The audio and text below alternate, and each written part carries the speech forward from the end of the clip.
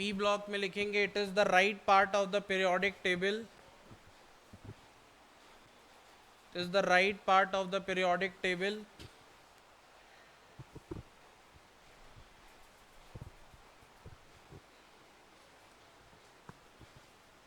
contain from the 13th to 18th group, contain elements from 13th to 18th group, contain elements 13 to 18th group,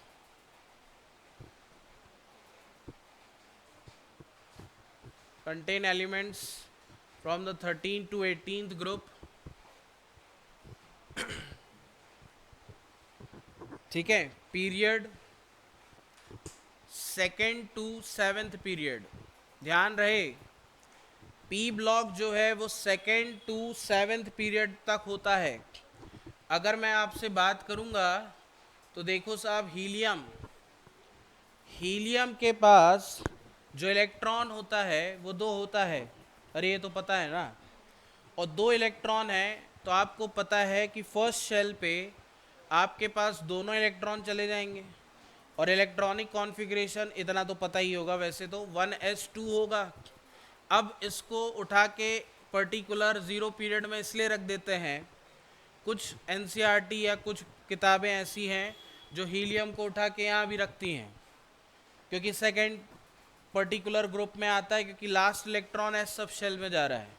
अब कुछ scientist ये claim कर देते हैं कि भाई साहब S sub shell fully filled हो गया, और अगर S sub shell fully filled हो गया तो ये नॉन रिएक्टिव हो गया, नॉन रिएक्टिव होने के कारण इसको ज़ीरो पीरियड में ज़ीरो ग्रुप में रख दिया गया।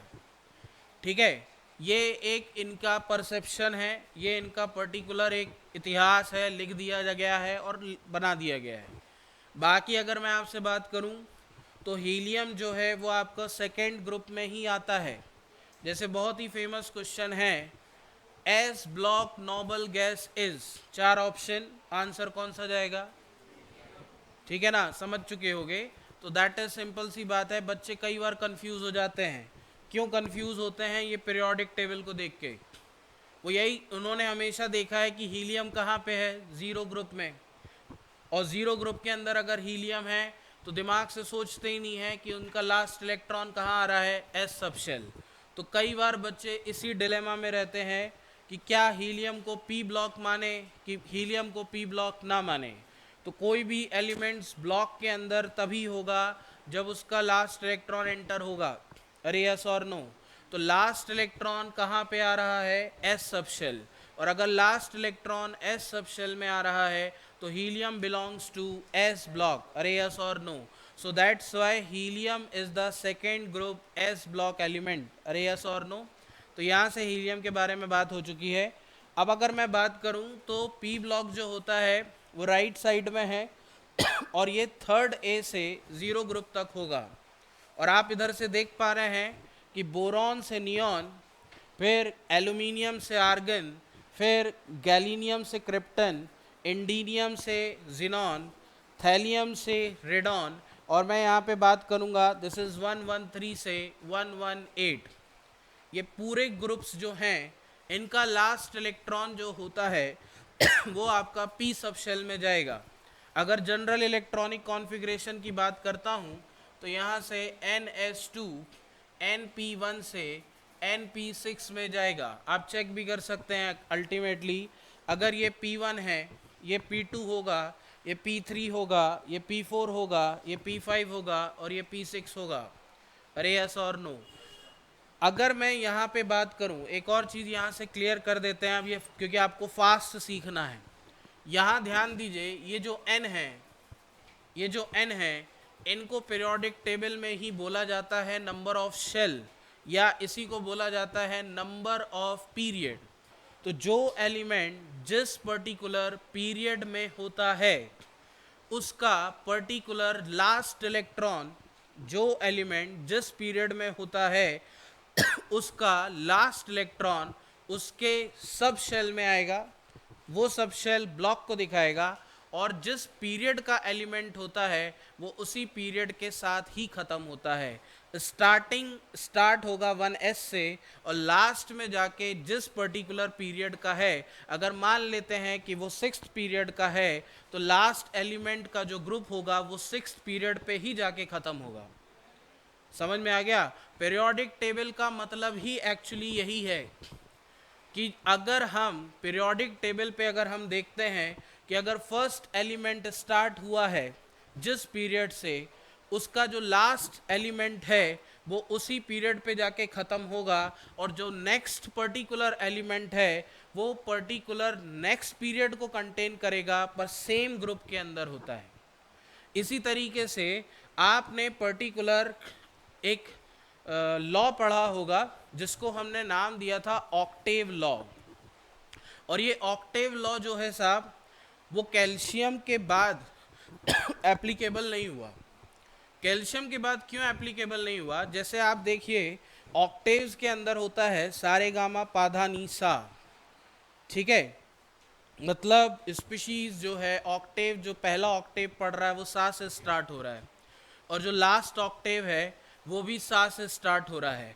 मतलब जो प्रॉपर्टी ऑफ सा है वो लास्ट में प्रॉपर्टी ऑफ सा ही होगी।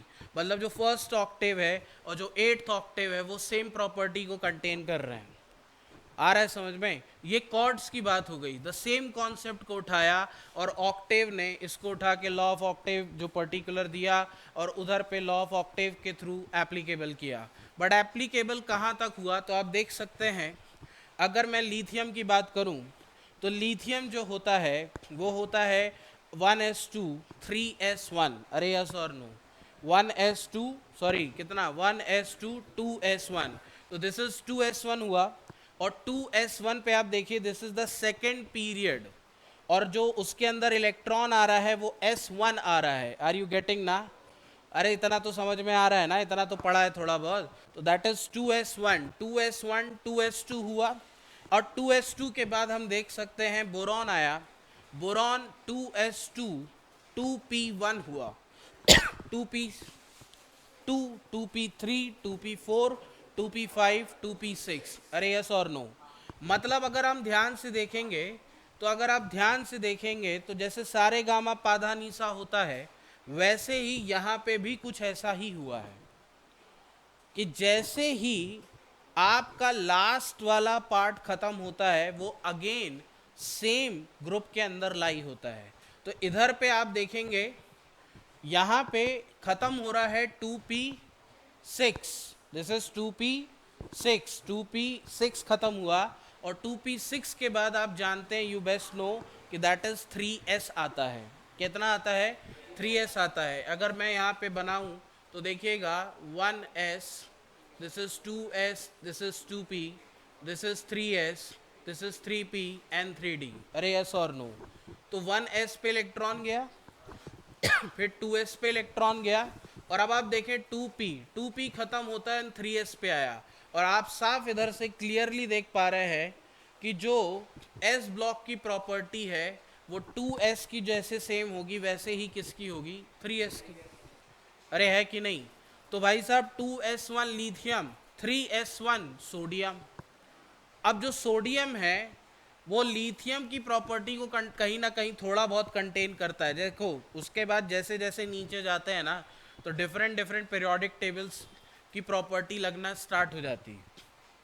बट अगर अभी हम सिंपल इलेक्ट्रॉन की बात करें तो जैसा s1 पे गया वैसे ही दूसरा s1 आया, और रिपीटिंग प्रॉपर्टी है। मतलब खत्म होने के बाद 2p6 के बाद यहाँ पे आपको क्या देखने को मिल रहा है? 3s1। आ रहा है समझ में? अब ये तो ठीक। अब आप देखो लिथियम तो बहुत छोटा एलिमेंट है, वेरिएशंस बहुत हैं इसके पास। अब अगर मैं सोडियम की बात करूं तो सोडियम खत्म होने के बाद आप देख सकते हैं आर्गन तक जाएगा, 3s2 3p6 होगा, ठीक है। और 3p6 के बाद ये 3d हुआ, ये 4s आया। ये 3p6 के बाद किस पे जाएगा? 4s पे।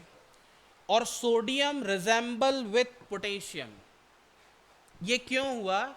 क्योंकि जो 3s1 है वैसे ही प्रॉपर्टी किसकी होगी? 4s1। और हम सभी जानते हैं कि सोडियम जितना हाईली रिएक्टिव है वैसा ही पोटेशियम है। और दोनों के एलिमेंट को, both are the soft metals, both are the soft metals, और ये जो सॉफ्ट मेटल्स होने के कारण दोनों की हम किस में रखते हैं, पर्टिकुलर रिएक्टिविटी ज़्यादा होने के बाद हम किस में रखते हैं, कैरोसिन में।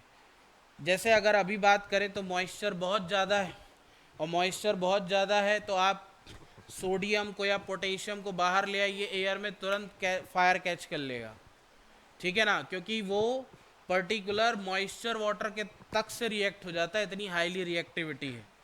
इसीलिए हम बात भी करते हैं कि sodium and potassium is highly reactive elements. अरे यस और नो? और अभी आपने देखा भी, किस में देखा, इलेक्ट्रोकेमिस्ट्री में। हम बात करते ही आ रहे थे इलेक्ट्रोकेमिस्ट्री के अंदर कि सोडियम एंड पोटेशियम जो होता है साहब, वो क्या होते हैं, हाईली रिड्यूसिंग एजेंट्स हैं। अरे यस और नो? पोटेशियम हो गया, सोडियम हो गया, NaBH4 sodium borohydrate, lithium LiAlH4 lithium aluminium hydrate, ये सब के सब क्या हैं, हाईली रिड्यूसिंग एजेंट्स माने जाते हैं, क्योंकि ये हाईली रिएक्टिव हैं, ठीक है। तो आप देख सकते हैं जो ऊपर वाला एलिमेंट है वो नीचे वाले एलिमेंट से रिजेंबल हो रहा है। क्यों रिजेंबल हो रहा है? क्योंकि एक टाइम के बाद ये अपनी प्रॉपर्टी को क्या करते हैं, रिपीट करते हैं। इसी का नाम पीरियोडिक टेबल है। पर ये जो लॉ ऑफ ऑक्टेव्स है वो कैल्शियम के बाद भाई साहब एप्लीकेबल नहीं हो पाया। क्यों नहीं एप्लीकेबल हो पाया? क्योंकि यहाँ पे नए एलिमेंट्स आ चुके थे, और ये एलिमेंट्स जो कहलाते हैं ये भाई साहब डी ब्लॉक कहलाते हैं। तो पी ब्लॉक मैंने आपको समझा दिया, कहाँ से कहाँ पाए जाते हैं, सेकेंड पीरियड से कहाँ तक पाए जाते हैं, अरे बोलो, आपके 7 पीरियड पे पाए जाते हैं। अच्छा, दूसरी बात आप देख सकते हो इधर पे कि ये जो हाइड्रोजन और हीलियम मिला के जो एस ब्लॉक एलिमेंट है, ये भाई साहब 14 एलिमेंट्स होते हैं। ये कितने एलिमेंट्स होते हैं? ये 14 एलिमेंट्स होते हैं। इनमें अगर हम बात करें तो 1 2 3 4 5 6, अरे यस और नो, ये हो गए 6, और इधर से भी आएंगे तो 6, 1 2 3 4 5 6, तो दैट इज 6 6 36। पी ब्लॉक के अंदर कितने एलिमेंट्स पाए जाते हैं? That is 36 elements are found in P block. अरे यस और नो? बताएंगे साहब, सब्र है, जब इतना बता रहे हैं तो वो भी बताएंगे ना। वो तो टॉपिक ही है, तुमको पढ़ना ही है। एफ ब्लॉक नाम दिया जाता है इनको। इतना बनो, ये बना है, ये आ रहा है, नहीं समझ नहीं, पढ़ा है, समझ में तो आ रहा है क्योंकि हम पढ़ा ही रहे हैं। चलिए बढ़िया है, आगे बढ़ें। वैसे माता जी बहुत रुष्ट हैं, आपसे सुनने में आया, तुमने कहा तो हाईलाइट भी कर देते हैं, है ना, कुछ ज़्यादा ही रुष्टता है माता जी की, ठीक है, बढ़िया है। आगे बढ़ें तो यहाँ से देखते हैं साहब, अब आपके पास आता है डी ब्लॉक एलिमेंट्स। क्या आता है? D block elements. D block elements में ना बहुत सारी बातें हैं और बहुत बढ़िया वेरिएशन है, बहुत सारी चीज़ें यहाँ आपको सीखनी है डी ब्लॉक में। तो डी ब्लॉक जो होता है वो भाई साहब, पहली बात तो स्टार्ट होता है 4th पीरियड से। सबसे पहले तो मेंशन यही करिए, D block starts from the 4th period of the periodic table. D block starts from the 4th period of the periodic table. D block starts from the 4th period of the periodic table. 4th period of the periodic table. ठीक है, and ends in the 7th period. And ends in the 7th period. And ends in the 7th period, having group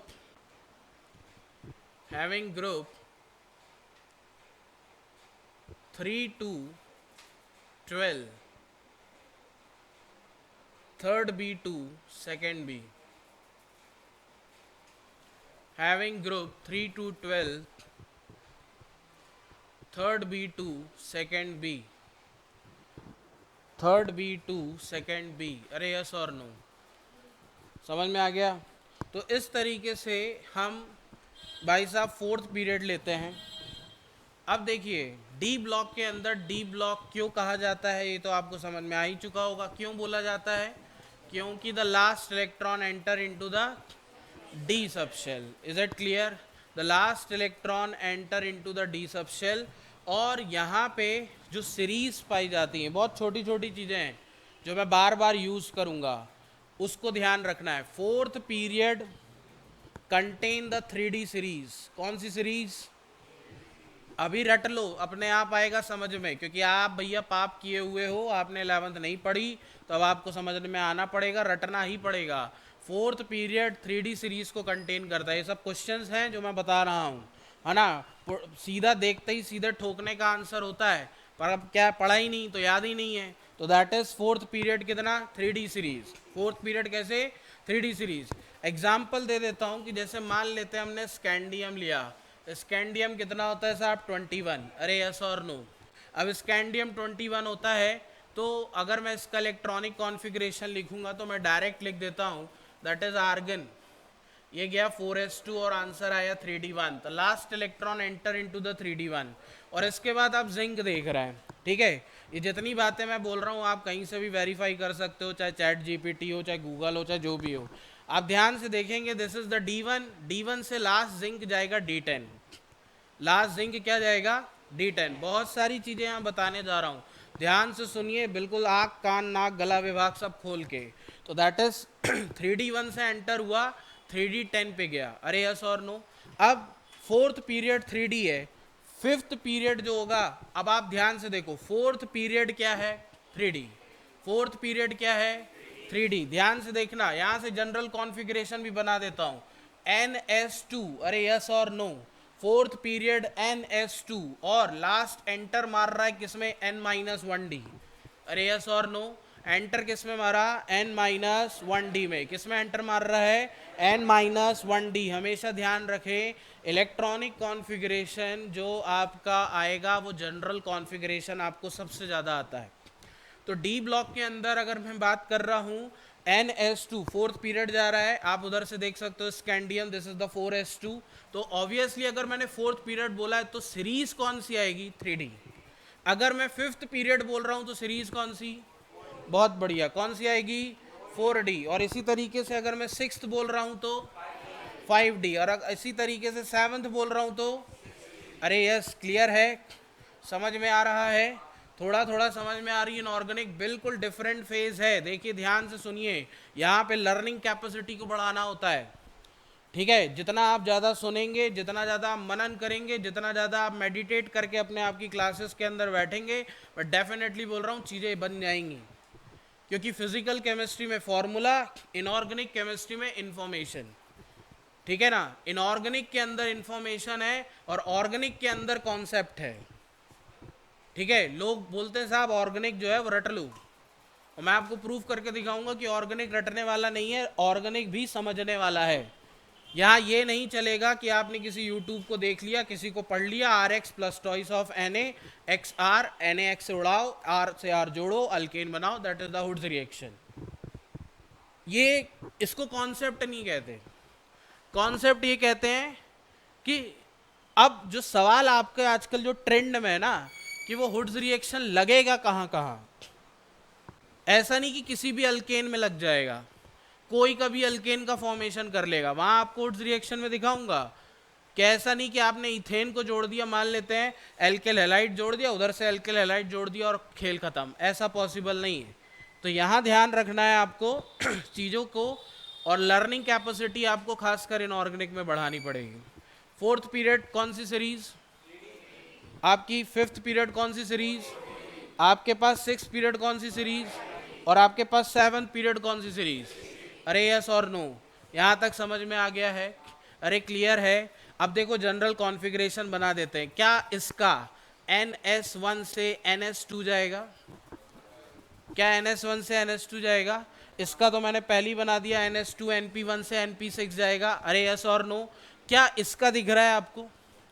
N-1D 1 से 10, N-1D 1 से 10. अरे yes और no? इसमें भी variation है, अभी तो सिखा रहा हूँ. इसमें भी आपको क्या देखने को मिलेगा? वेरिएशन, बहुत तगड़ा वेरिएशन देखने को मिलेगा. एग्जाम्पल देखते हैं. कॉपर 29 होता है दोस्तों, आर्गन. अरे यस और नो। और ये जो आर्गन आपको दिख रहा है ना, ये बन जाता है कितना, 4s1, 4s1 3d10। अरे यस और नो, बना कि नहीं बना? मतलब जनरल कॉन्फ़िगरेशन पे आपके पास जो NS2 दिख रहा है, उसके अंदर क्या 1 भी चमक गया? अरे 1 भी चमका कि नहीं चमका? 1 और 2, अरे यस और नो? कहानी यहाँ खत्म नहीं हुई, कहानी यहाँ खत्म नहीं हुई। मुझे लगा भूकंप आ गया क्या। चलो, कहानी खत्म नहीं हुई, कहानी यहाँ से स्टार्ट होती है। सबसे इंपॉर्टेंट सवाल जो भाई साहब डी ब्लॉक के अंदर आता है, एनी गेस? सबसे बेहतरीन और सबसे इंपॉर्टेंट सवाल। मैं आपको एक ऑप्शन दे रहा हूं, कोई गैस है तो बता दो। Any gas if you have? नहीं है तो फिर बताएं, आगे बढ़े। ऑप्शन कुछ नहीं है, वो आपको बताना। मैंने ऑप्शन दे दिया तो खेल ही हो गया भाई, है? उसको सुन लेने दो, हो गया। हाँ बताएं। नहीं, कॉपर और जिंक का D10 होता है, और कोई? चलिए ठीक है, वो तो बता दिया, डिस्कशन हो गया। कॉपर होता है 3d10 4s1। जनरल कॉन्फ़िगरेशन पे आ गया NS12 N-1 से 10 अभी भी चल रहा है। और कोई एनी गैस है? अरे लॉरेंशियम कहाँ पूछ गया भाई? अरे मैं लॉरेंशियम में बात ही नहीं कर रहा हूँ, कहाँ लॉरेंशियम? इसमें तो दूर दूर तक लॉरेंशियम नहीं है भाई। कुछ भी तुक्का मार रहे हो। अरे तो भाई कुछ भी तुक्का मारना मतलब अब ऐसा थोड़ी ना लॉरेंशियम की बात कर रही है। लॉरेंशियम दूर दूर तक तुम्हारे डी ब्लॉक में नहीं है। कहाँ डी ब्लॉक में लॉरेंशियम है? तुमने लॉरेंशियम उठा के बोल दिया भाई। जो डी ब्लॉक का, मैं डी ब्लॉक की बात कर रहा हूँ। Any guess? Lanthanide and actinide. चलिए ये इसके बारे में अपन बाद में बात करेंगे, पर वो भी नहीं। और कोई? इनर डी, ये भी बाद में बात करेंगे। इनर डी भी नहीं। और कोई? अरे अभी तो कॉन्फ़िगरेशन बात कर रहे हैं। हाँ, लैंथेनॉइड कॉन्ट्रैक्शन, वो दीदी ने बोल दिया। हाँ, कुछ कुछ नहीं होता है, वो सिर्फ कॉन्ट्रैक्शन होता है। साइज कॉन्ट्रैक्ट कर गया, कुछ कुछ होता है। हाँ, और आओ, कुछ कुछ होता है। Any guess? ऑनलाइन कोई बताना चाहेगा? मोनीश ने कुछ लिखा है, ये भी इनर ट्रांजिशन नहीं। अरे मैं electronic configuration, I am talking about the electronic configuration, इसके अलावा कुछ बोला ही नहीं मैंने। ये सब बहुत बड़ी बड़ी बातें हैं, मैं डर रहा हूँ इनर ट्रांजिशन से उन सब के बारे में अपन बात करेंगे। मैंने सिर्फ आपसे सिंपल पूछा कि इलेक्ट्रॉनिक कॉन्फ़िगरेशन। हाँ, आप कुछ बड़ा प्रचार चलाई हैं, है ना? इतना बड़ा प्रेम पत्र दिख रहा है मेरे को, इतना बड़ा पीरियोडिक टेबल। हाँ दिखाओ थोड़ा सा। अरे इधर दिखा दो, इनको भी दिखा देते हैं, एक तो सामने चल ही रही है।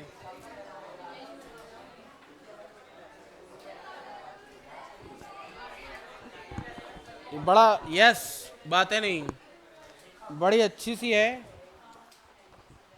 ये घर पे लगाया था आपने, निकाल के लाए हैं घर से। बहुत बढ़िया, अच्छी है। चलिए, है ना? कुछ आप लोग भी ऐसा खरीद के घर पे लगा लो, है ना? ऐसा कुछ तो जिससे क्या है, मार्केट में 10-15 रुपए की मिलती है। अब आगे आए, इलेक्ट्रॉनिक कॉन्फ़िगरेशन। यस, हो गया, आ जाइए, बातें ख़त्म, क्लास में आते हैं। इधर देखिए साहब, यहाँ पे पर्टिकुलर इस डी के अंदर एक वेरिएशन तो कॉपर का दिखा दिया आपको मैंने। एक बहुत ही बेहतरीन सवाल जो कि आज तक चूका नहीं है, और वो सबसे पहला सवाल बनता है। मतलब अगर किसी को कुछ आता हो, मतलब अगर आप बोल लेते भाई साहब आप 12वीं के बच्चे हैं, और आपसे जो सामने वाला प्रैक्टिकल के दिन जो व्यक्ति है वो आपके पास वाइवा लेने आएगा, और आपने आपसे उनसे पूछा कि भाई आपने क्या पढ़ा है, और बहुत ही अच्छे से बोल दिया सर हमने डी ब्लॉक पढ़ा है, तो उन्होंने सबसे पहले सवाल पूछना है कि मुझे बताओ कि डी ब्लॉक के अंदर इलेक्ट्रॉनिक कॉन्फ़िगरेशन का जनरल फॉर्मूला क्या होगा? तो आपने उठाया और ठोक दिया n-1d 1 से 10 ns2। तो बोलेगा और, तो बोलेंगे ठीक साहब n-1d 1 से 10 ns1 और 2। बोले और कुछ जानते हो? बोले नहीं सर जितना था सब बता दिया। बोले नहीं, एक और है जिसका नाम यहाँ पे मैं आपको चमका रहा हूँ, और वो ध्यान से देखिए।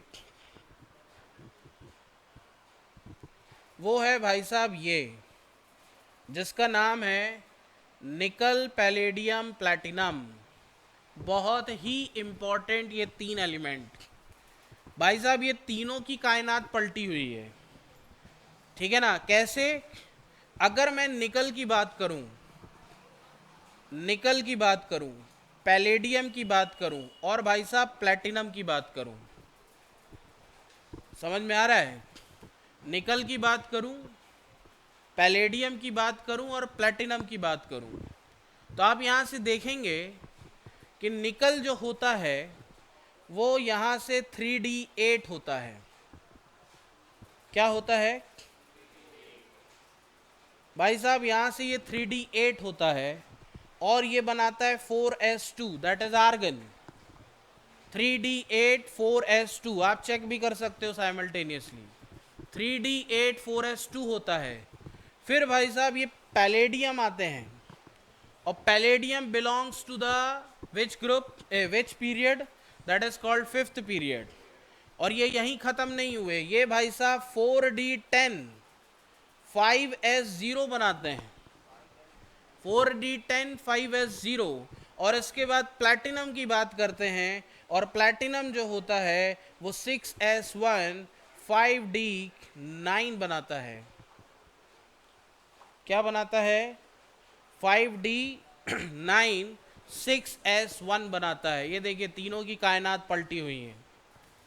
Argon, krypton, xenon. इसके आगे कौन सी गैस? आर्गन। इसके आगे कौन सी गैस? क्रिप्टन। इसके आगे कौन सी गैस? जिनॉन।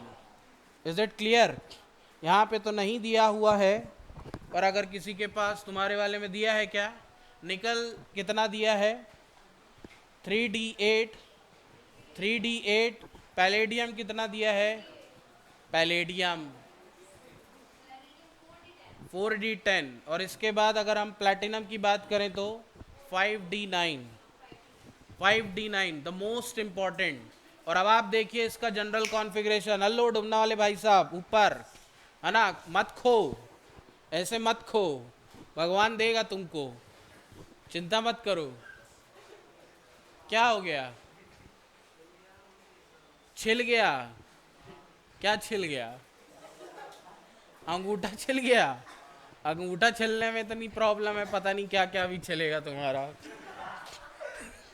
कमाल है यार, मतलब अंगूठे में प्रॉब्लम है, डुमना घूमने में प्रॉब्लम नहीं है?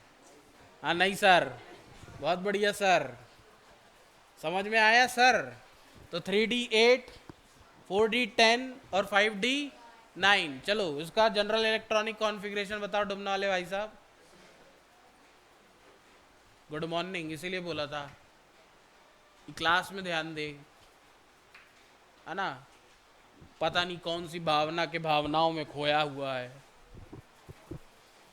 चलो आगे बढ़ते हैं साहब इधर पे। तो जनरल कॉन्फ़िगरेशन हो जाएगा n-1d 1 से 10 ns0 1, 2। समझ में आ गया? And this is the highly asking question in the exam. सबसे ज़्यादा क्वेश्चन यहीं से पूछा जाता है, और डी ब्लॉक का सबसे खतरनाक सवाल। और मैक्सिमम टाइम तो बच्चा गलत करके ही आएगा। अरे मोनीश जी 3D के पहले 4S लिख दो, 4S के पहले 3D लिख दो, कोई फर्क नहीं पड़ता यार, हैं? अपन छोटे बच्चे थोड़ी ना है, अपन बड़े बच्चे हैं। तुम 11th क्लास में जाके बैठ जाओगे तो क्या तुमको कोई कह सकता है कि तुम 12th के स्टूडेंट नहीं हो? ठीक है ना? शफलिंग इधर कर दो, इधर कर दो, कोई फर्क नहीं पड़ने वाला। 3D के पहले सर तो गलत लिख देंगे, क्या ज्ञानेश सर मार्क्स काटते हैं? हे प्रभु, ज्ञानेश सर को तुम ज्ञान दे दो ठीक है, कि सर इधर लिखो चाहे उधर लिखो बात बराबर है। तो दैट इज सिंपल, आप इस तरीके से इनके बारे में जान सकते हैं। Is it clear? तो भाई साहब डी ब्लॉक क्लियर हुआ।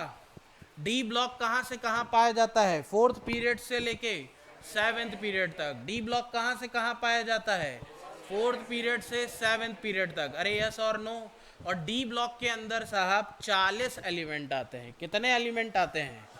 40 एलिमेंट आते हैं डी ब्लॉक के अंदर। तो एस ब्लॉक में 14, डी ब्लॉक में कितने? 40, अरे 40। और उसके बाद आपके पास पी ब्लॉक में कितने? 36, 36, अरे यस और नो? और अब बचे 28 एलिमेंट। तो ये 28 एलिमेंट डी ब्लॉक के ही सिक्स्थ पीरियड, स्टार लगा देता हूं, और आपके पास सेवेंथ पीरियड में छुपे बैठे होते हैं। एक सवाल और बोलने जा रहा हूं यहां से, डी ब्लॉक का ध्यान रखना। डी ब्लॉक और एफ ब्लॉक का पूरा सवाल है। पर्टिकुलर अगर मैं बात करता हूं कि आपके पास सिक्स्थ और सेवेंथ पीरियड के अंदर, तो F blocks comes under the sixth and seventh period. कहां पाए जाते हैं? सिक्स्थ और सेवेंथ पीरियड में। अरे यस और नो? ग्रुप कौन सा होता है? तो ग्रुप होता है थर्ड बी या थर्ड ग्रुप। ग्रुप कौन सा होता है? थर्ड बी या थर्ड ग्रुप। और इधर पे आप देखेंगे कि जैसे या ट्रीनियम के बाद यहाँ लैंथेनम है, ये लैंथेनम, ठीक है। अब लैंथेनम से यहाँ पर्टिकुलर, एक्चुअली इसको मैं यहाँ काट देता हूँ क्योंकि ये इन्हीं ब्लॉक्स का है। और एक्टीनियम यहाँ पे 89 है और लैंथेनम यहाँ पे 57 है। ध्यान दीजिएगा, स्कैंडियम, यट्रीनियम, लैंथेनम एंड एक्टीनियम। और यहाँ से 58 से 71, 58 से 71 इन सब के बारे में हम पढ़ेंगे। इनको भाई साहब बोला जाता है लैंथेनॉइड्स। क्या बोला जाता है? लैंथेनॉइड्स। आपको ये छोटे छोटी चीज़ें पता होना चाहिए। सिक्स्थ पीरियड के अंदर पाने जाने वाला एलिमेंट लैंथेनॉइड जो है, उनका एटॉमिक नंबर 58 से कितना? 71। ये भाई साहब हो गए 14। कितने हो गए? 14। इसी तरीके से थोरियम 90 से लॉरेंशियम 14 जो एलिमेंट्स हैं 103 से 90 से 103, ये भी एफ ब्लॉक हैं और इनको बोला जाता है एक्टिनॉइड्स। क्या बोला जाता है? एक्टिनॉइड्स। अरे यस और नो? अब एक सवाल जो सबसे इंपॉर्टेंट है, चाहे पीरियोडिक टेबल, चाहे डी ब्लॉक, चाहे कहीं का भी, ऐसा कौन सा ग्रुप है पीरियोडिक टेबल में जो सबसे ज़्यादा एलिमेंट्स को कंटेन करके रखा है? वो है थर्ड ग्रुप। कौन सा ग्रुप? Third group. भाई साहब 14 + 14 28, और 28 और 4 32। ये एक लौता ग्रुप है जिसके अंदर खुद 32 एलिमेंट पाए जाते हैं। कितने एलिमेंट? 32। अब ये जिसकी जानकारी आपको थी या नहीं थी, या आपने पीरियोडिक टेबल इस लेवल पे पढ़ा कि नहीं पढ़ा, मुझे नहीं पता, पर ये जानकारी बहुत ही ज़्यादा इम्पॉर्टेंट है। ये जितनी भी सारी चीज़ें पिक्चर चली है, ये बहुत ही ज़्यादा इम्पॉर्टेंट है। और इसीलिए मैं आपको ये बता रहा हूँ कि ये छोटी छोटी जानकारी, इसीलिए इनऑर्गेनिक में मैं अगर डायरेक्ट कूदूंगा तो बाउंसर जाएगा जैसा गया, ठीक है ना। अब ये जानकारी में ही मेरे को आपको इन्फॉर्मेशन बतानी है और उसी की इन्फॉर्मेशन से चैप्टर का बेस बनेगा। तो आपको समझ में आ गया? थर्ड बी ग्रुप या थर्ड ग्रुप जो होता है, उसी के अंदर 32 एलिमेंट्स आते हैं। इधर देख लो पी ब्लॉक। पी ब्लॉक बेचारा खुद ही 36 कंटेन कर रहा है और ये एक ही ग्रुप 32 एलिमेंट को झेल रहा है। अरे क्लियर? अब इसका जनरल कॉन्फ़िगरेशन, तो जनरल कॉन्फ़िगरेशन जो इसका बनता है एफ ब्लॉक का, वो ध्यान रखेंगे NS तो बन ही रहा है। अरे यस और नो? ये 1,2 बनता है, ये N-1D, N-1D, N-1D, 1D, 1 and 2 ये भी बनता है। और इसके बाद N-2 ध्यान से देखिएगा F, और ये बनता है 0 से 14। 0 से 14, 0 क्यों लिखा आपको समझ में आ जाएगा। 58 भी F0 से स्टार्ट होता है। आ रहा है समझ में? तो ध्यान दीजिएगा कि यहाँ पे पर्टिकुलर इस तरीके का जनरल कॉन्फ़िगरेशन एफ ब्लॉक का है। और एफ ब्लॉक कहाँ पाया जाता है? सिक्स्थ और सेवन्थ पीरियड में पाया जाता है। एफ ब्लॉक पर्टिकुलर किस ग्रुप में होता है? तो थर्ड बी ग्रुप में होता है। अरे यस और नो? अरे समझ में आया? अरे कुछ कुछ समझ में आया कि नहीं आया? अब एक और सवाल आता है, नोबल गैसेस, कितने प्रकार की गैसेस? तो नोबल गैसेस अगर हम बात करें तो यहाँ से देख सकते हैं कितनी गैसेस हैं, 1 2 3 4 5 6 एंड 7। अरे यस और नो? बट इसको हम नहीं लेते क्योंकि ये रेडियो एक्टिव है, ठीक है ना। रेडॉन को तो ले भी लेते हैं, कंसिडर कर लेते हैं, हाईली रिएक्टिव है, तो इसलिए हम नहीं काम कर सकते, बहुत ही जल्दी तेज़ी से काम हो जाएगा। तो that is helium, neon, argon, krypton, xenon and radon. अरे यस और नो? और 118 को अगर आपको कंक्लूड करना है तो कर सकते हैं, ये गैस। इसके बाद कौन सी गैस? हाइड्रोजन। ये तो 6 हैं ही, इसके बाद कौन सी? हाइड्रोजन। अरे यस और नो? हीलियम अंडर आ ही चुका है, इधर पे देखें, नाइट्रोजन गैस है। नाइट्रोजन क्या है? ऑक्सीजन क्या है? फ्लोरीन क्या है? क्लोरीन क्या है? गैस। आ गया समझ में? इससे ज़्यादा कोई गैस? तो आपके पास नाइट्रोजन गैस है, ऑक्सीजन गैस है, फॉस्फोरस गैस है, क्लोरीन गैस है। सल्फर कोई गैस नहीं होती। अगर आपको समझ में आए तो सल्फर कोई गैस, ध्यान से सोच लेना, सल्फर कोई गैस नहीं हो तो sulphur gas. Sulphur exist as a solid form S8, crown like structure होता है, ध्यान रखना। Is it clear? अब और कुछ बातें। ब्रोमीन लिक्विड है, बिल्कुल जैसा पानी होता है ना वैसे ब्रोमीन वाटर होता है, उसको लिखा होता है Br2। क्या लिखा होता है? और लैब में आप जाके देखेंगे आपके पास वाइट कलर की बोतल में ब्रोमीन वाटर लिखा होगा, बिल्कुल पानी जैसा होता है, पीना मत, है ना, नहीं तो फाइल निपट जाएगी तुम्हारी। आयोडीन सॉलिड होता है, ठीक है। एस्टेटाइन आपके पास सॉलिड है बट रेडियो एक्टिव है। फॉस्फोरस सॉलिड होता है। अब इधर ध्यान से देखना, कुछ लोग बोलते हैं गैलीनियम भाई साहब लिक्विड है। गैलीनियम दोस्त लिक्विड नहीं, मोल्टन स्टेट है। मोल्टन समझते हो?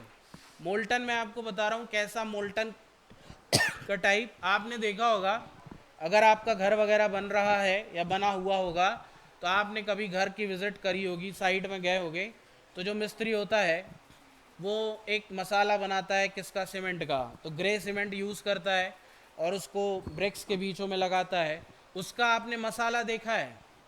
वो जो मसाला जिस प्रकार का होता है, एक तो बहुत टफेस्ट होता है और एक थोड़ा सा वो प्लास्टर करने वाला होता है।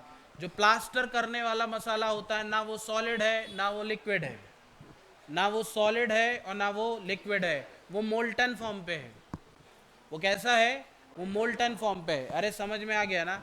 या फिर किसी भी प्रकार का पेस्ट, ना सॉलिड ना लिक्विड, दोनों के बीच का फेज, उसी को हम मोल्टन बोलते हैं। तो अब आप ध्यान से देखिएगा, gallium is a molten form, but उसको कंसिडर किस में किया जाता है? लिक्विड में।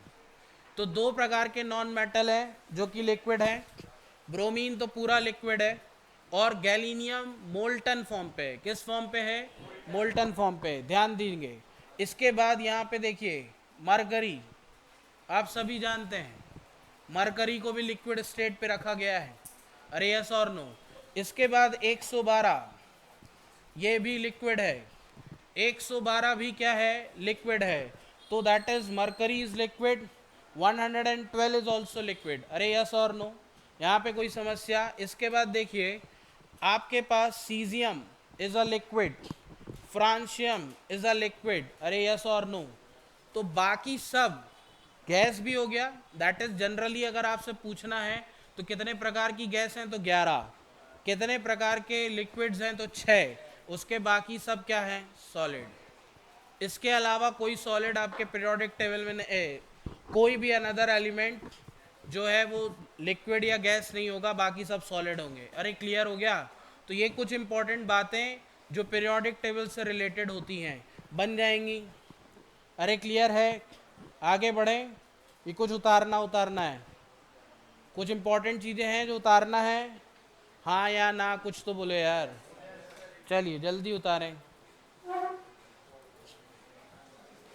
तरीके से अरेंजमेंट होता है और फिलिंग जो होती है, देखिए आप लोगों ने क्लास 11th में पढ़ा होगा ऑफबो, पॉली, हुंड्स, वो सब एप्लीकेबल हैं यहाँ पे और उसी के अकॉर्डिंग हम इलेक्ट्रॉनिक कॉन्फ़िगरेशन कर रहे हैं। अब ऑफ पॉली हुंस इन या n+l रूल को आपको कोई यहाँ पे एज इट इज सीखना नहीं है, बट हमको सीखना है कि इलेक्ट्रॉनिक कॉन्फ़िगरेशन आना चाहिए। अब कैसे फिलिंग होती है इनकी एलिमेंट्स की, तो देखेंगे ध्यान से।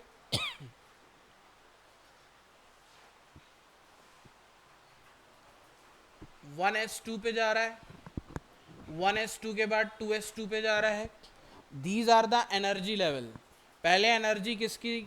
1s की, फिर किसकी हायर? 2s की, 2s की बाद 2p6 एंड 3s2। देखिए ध्यान से, 2p6 एंड 3s2 पे n+l रूल फॉलो होता है, ठीक है ना। n+l रूल कैसे फॉलो हो रहा है? n का वैल्यू 2 है, l के लिए एज्यूमिथुअल क्वांटम नंबर जो होता है, p के लिए वैल्यू कितना है? 1, तो that is 2 + 1, that is called 3। और इसके बाद 3s2 होता है, n के वैल्यू 3 और l का वैल्यू 0।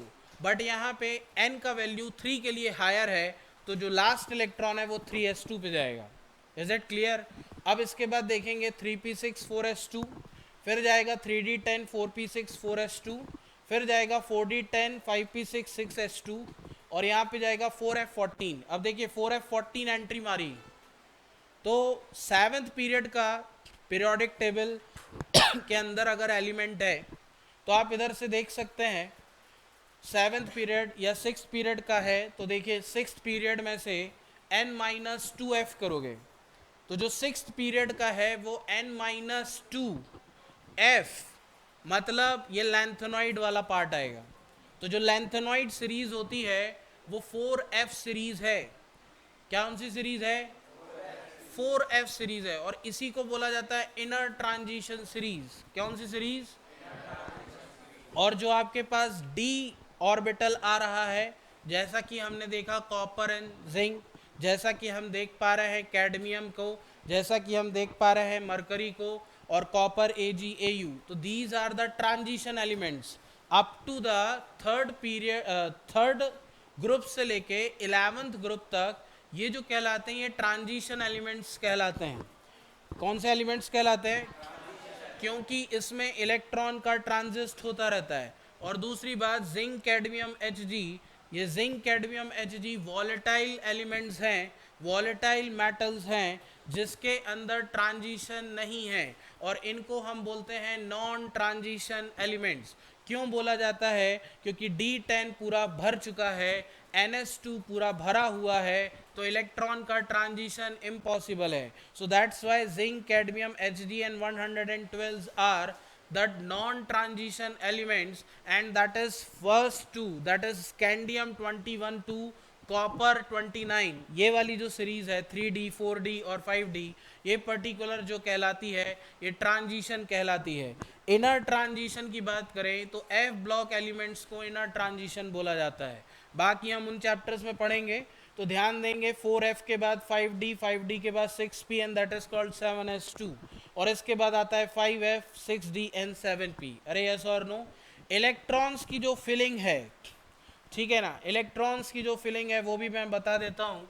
सबसे पहली बात अगर हम बात करें तो इलेक्ट्रॉन्स की जो फिलिंग है दोस्तों वो ऐसा जाएगा 1s2, 1s2 के बाद 2s2, 2s2 के बाद 2p6, 2p6 के बाद 3s2, 3s2 के बाद 3p6, 3p6 के बाद 4s2, 4s2 के बाद 3d10। ध्यान से देखते जाएं, दैट इज 3d10, 3d10 के बाद 4p6, 4p6, 4p6 के बाद 5s2, 5s2, 5s2 के बाद अगर हम बात करेंगे तो इसके बाद आपके पास जाएगा 4d10, 4d10 के बाद आएगा 5p6, 5p6 के बाद आएगा 6s2, 6s2 के बाद जाएगा 4f14। ये देखिए एंट्री हो गई, that is 6s2, 6th period. और 6th पीरियड के बाद आ गया F ब्लॉक, ये आ गया 57, 58, सीरियम की बात हो रही है। 4F 58, 71, 58 to 71, this is F block, 4F, then 5D10, 5D10, then 6P6, 6P6 के बाद जाएगा साहब 7s2, एंट्री हो गई आपके पास 7s2। ये आ गया रेडियम, ठीक है ना। ये आ गया रेडियम, मैडम क्यूरी का भाई साहब रेडियम आ गया। 7s1 francium, 7s2 that is called radium, और 7s2 के बाद आता है 5f14, 5f14 this is actinoid, actinoid, actinoid series आ गई। 90 थोरियम, 90 थोरियम से 103 चल रहा है 5f14, फिर then that is called 6d10, 6d10 के बाद साहब चलता है 7p6, और यहाँ पूरी खत्म हो जाती है आपकी पीरियोडिक टेबल 118 एलिमेंट के साथ। आ गया समझ में। The last period of the periodic table 118 and that is the electronic configuration is 7s2 7p6। अरे यस और नो। अब लिखने का तरीका ध्यान से देखेंगे। अगर मैं आपसे बात करता हूँ हाइड्रोजन की तो हम इसको लिखेंगे 1s1। अगर मैं इधर पे बात करता हूँ आपके पास हीलियम की तो बोलते जाएं कितना लिखेंगे 1s2, और हीलियम को मार्क करें, फटाफट सीख जाएंगे आप। हीलियम को मार्क करें, कितना आ गया 1s2। अरे यस और नो। मैं यहीं सिखा रहा हूं कि कैसे लिखा जाता है इनर्ट गैस के रिस्पेक्ट में। अगर मैं 3 लिथियम की बात करूं तो 3 लिथियम को मैं क्या लिखूंगा 1s2 2s1। अरे यस और नो। इसी इसी तरीके से अगर मैं बात करता हूं 4 बैरिलियम की, किसकी बात करूंगा 4 बैरिलियम 1s2 2s2। 5 बोरॉन की बात करूंगा 1s2 2s2 2p1। अरे यस और नो। क्या अगर मैं 6 कार्बन की बात करूंगा 1s2 2s2 2p2। 7 nitrogen 1s2 2s2 2p3। 8 oxygen 1s2 2s2 2p4। अरे यस और no. 9 fluorine 1s2 2s2 2p6। अरे यस और नो। अगर मैं 10 नियॉन की बात करूंगा तो 1s2 2s2 2p6। अरे डन, समझ में आया है। अब एक और चीज़ जो कमाल की बात है वो ध्यान से जो मेरे को सिखानी थी वो देखें ध्यान से, बातें नहीं करें, ध्यान से देखें।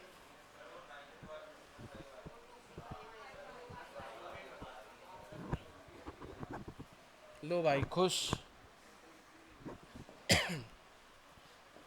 चले इधर देखें, ये देखिए हीलियम के बाद लिथियम से ये 1s2 वाला पार्ट आ रहा है।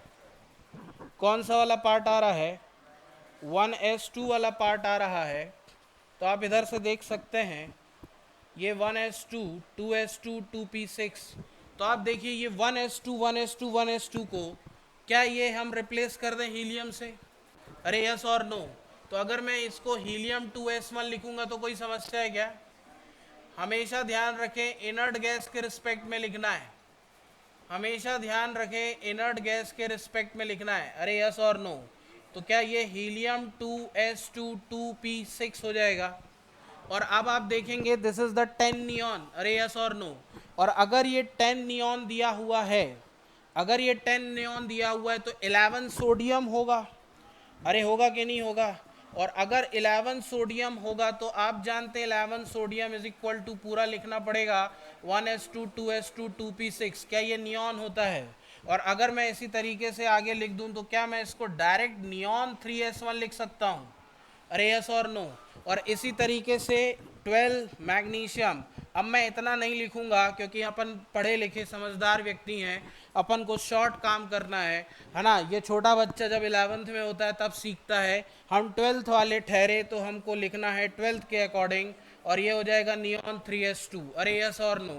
अगर 13 एल्यूमिनियम की बात करता हूँ तो एल्यूमिनियम में हमें क्या लिखना पड़ेगा नियॉन 3s2 3p1। अरे डन। क्या इसी तरीके से सीरीज आगे बढ़ती जाएगी 3s2 3p1 3p2 3p6। अरे यस और नो।